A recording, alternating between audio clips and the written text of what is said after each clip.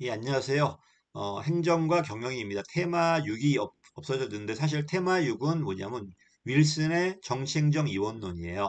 이건 심화로 뺐기 때문에 그때 보겠습니다. 자, 테마 7은 이제 행정과 경영이에요. 이건 논리가 뭐냐면 행정이 드디어 뭐가 돼? 이제 정치가 아니라 경영학으로 변해요. 원래 정치 안에 있다가. 그러다 보니까 행정과 경영이 뭐가 같은가 다른가를 연구해 봐야 돼요. 같다면 도입할 수 있지만 분명 영역이 다르지 않냐. 영역이 다르니까 도입할 때 조심해야 되거든요. 이게 바로 행정과 경영의 유사점 비교예요. 이게 제일 중요합니다, 지금. 그러다 보니까 뭐가 유사한지, 유사하다는 건 도입할 수 있다는 소리고 차이가 있다는 건 도입할 때 조심하자는 소리겠죠. 반면에 이제 경영도 변해요. 크게 옛날 경영, 구관리, 구경영하고 최근 강조되고 있는 신경영이 있단 말입니다. 구경영은 관료제예요. 관료제는 뭐냐면 서열을 정하는 거야. 능력대로 계층제대로 사람을 배치한 다음에 제일 위에 있는 사람이 가장 능력자고 그 당시엔 답이 있는 근대 시대였잖아요. 이 사람이 모든 규정과 절차를 정해서 쫙 내려줘 사전에. 다 정해져 있지? 너는 뭐 살아, 뭐 살아 다 정해준 겁니다. 그 밑에 있는 관료들은 시킨 대로 그대로 하면 되는 겁니다. 또 일을 가르를수록 더 능률적이에요. 전문성이 좋을수록. 능력에 따라 계층을 두고 그다음에 전문적으로 수평적 일을 가르고 모든 걸 규정을 만들고 제일 능력자가 지시해주고 이렇게 하는 게 제일 좋은 경영 논리였던 거예요. 그러다가 70년대부터 다양성 시대로 넘어가거든요. 그런 건 없어요. 다양성 시대야. 이러니까 최고 책임자가 미리 정하는 게 아니라 밖에 고객들이 원하는 걸 들어줘야 돼요. 이러려면 미리 정하면 안 되고 상황에 맞게 대처를 해야 되잖아. 이러니까 뭘 준다? 위에서 재량을 줘요. 총량으로. 총량으로 재량을 주고 재무도 총액으로 주고 인력도 총액으로 주고 조직도 재량 주는 거야. 이게 네가 마음껏 운영해가지고 성과 내보라는 소리입니다. 한마디로 관료제 말고 탈관료제 요소가 도입돼요. 그래서 옛날 행정학이 처음에 등장했을 때 1800, 1900, 1890, 80년대인가요?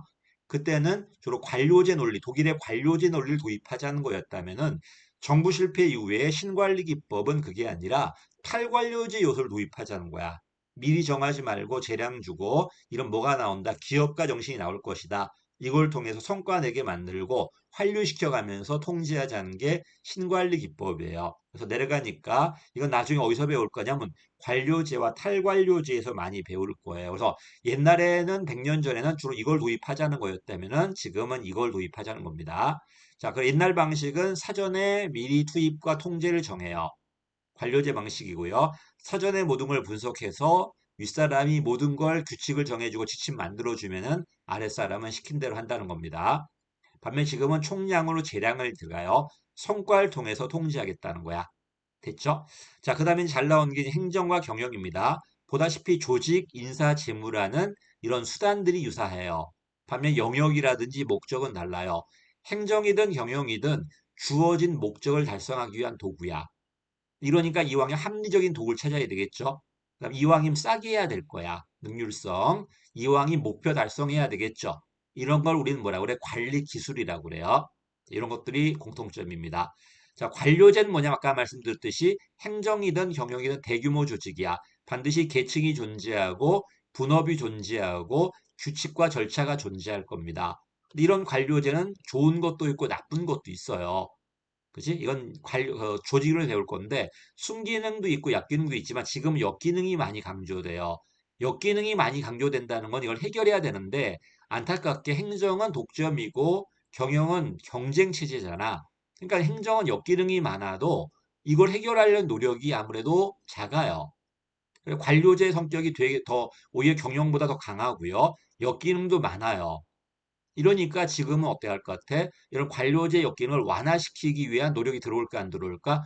들어오겠죠. 이게 탈관료 요소가 들어와요. 그럼 탈관료제적 요소가 들어올 수 있다는 거는 이 탈관료제적 요소도 행정과 경영의 유사점이라는 거야.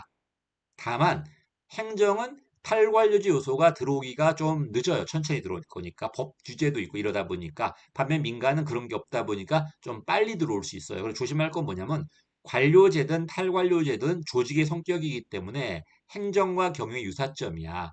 다만 경영은 탈관료 요소를 신속하게 도입을 합니다. 안 그러면 망할 거니까 또 법적 규정이 없어도 들어올 수 있으니까. 반면에 경영은 행정은 그렇지 못합니다. 법적 근거도 존재해야 되고 또 독점이다 보니까 망할 이유도 별로 없으니까 이런 탈관료제적 요소가 도입되는데 상당한 시간적 지체가 있다는 겁니다. 그렇지, 그런 차이는 있습니다. 시간 차이는 있지만 어쨌든 관료제든 탈관료제든 유사점이라는 것. 그다음에 관리 기술은 뭐냐면 주어진 목표를 달성하기 위한 수단이야. 이왕이면 최적의 수단을 합리성, 이왕임 투입 대비 산출의 극대화를 능률성, 이왕 목표 달성도를 효과성. 그치? 또 행정과 경영이든 최선의 이게 합리성이에요. 어떤 목적을 위해서 대안을 선택하는 거야. 물론 목적은 다르겠지만 그 목적을 달성하기 위한 합리적 대안을 선택한다는 것은 똑같다는 겁니다. 됐지? 또 혼자 하는 게 아니라 협동하는 것도 마찬가지고요. 자, 차이점도 있습니다.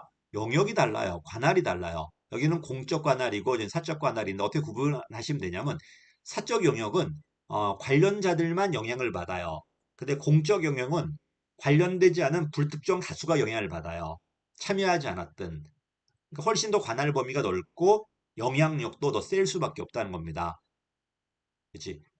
우리가 민간 기업과 어떤 관계를 맺었을 때 효과는 거기서 끝나요. 다른 사람들한테 아무런 영향이 없습니다. 물론 뭐 예외도 있겠지만요. 근데 행정은 그렇지 않습니다. 어떤 결정을 했을 때는 그 당사자뿐만 아니라 제3자까지 큰 영향을 준다는 겁니다. 또 목적도 가장 큰 차이겠죠.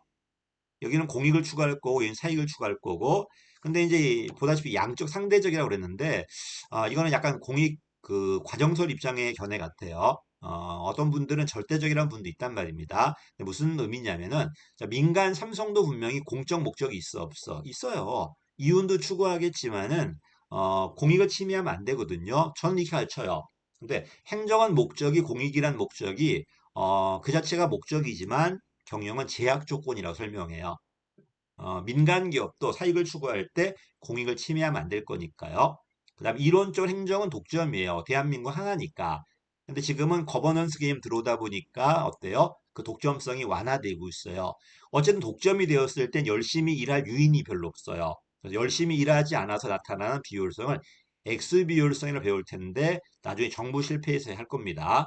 그리고 지금 이 독점성이 점점점 완화되고 있다는 겁니다. 거버넌스 개념이니까. 그 다음에 정치 권력이라고 그래요.